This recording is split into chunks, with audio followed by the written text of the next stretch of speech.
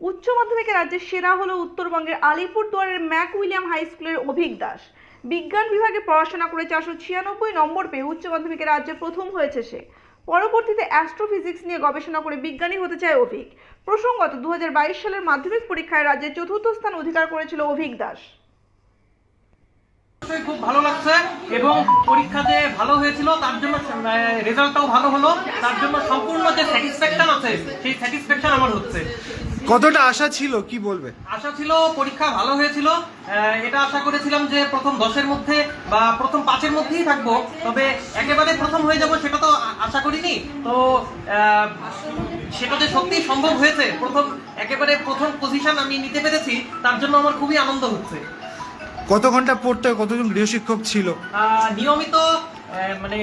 নিয়মিত আমি পড়াশোনা করতাম, নির্দিষ্ট একদম সময় বেঁধে ঘড়ি ধরে পড়াশোনা করিনি, কিন্তু যখনই মন চেয়েছে প্রায় সারাদিনই মোটামুটি পড়াশোনা করেছি এবং পড়াশোনাটাই দেখতে গেলে আমার হ্যাবিট ছিল। তো মোটামুটি দিনে 8 থেকে 10 ঘন্টা পড়াশোনা তো হয়েই যেত। আর গৃহশিক্ষক আমার 6টা সাবজেক্ট ছিল হায়ার সেকেন্ডারিতে, physics, chemistry, math, biology, English এবং বেঙ্গলি।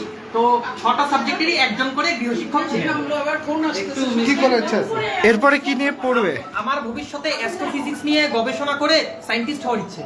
তুমি মাধ্যমিকগত স্থান পেয়েছিলে? আমি মাধ্যমিকের রাজ্যে 4th হয়েছিলাম। তো এবার প্রথম হলে রাজ্যে, কেমন লাগছে? অবশ্যই খুব ভালো লাগছে।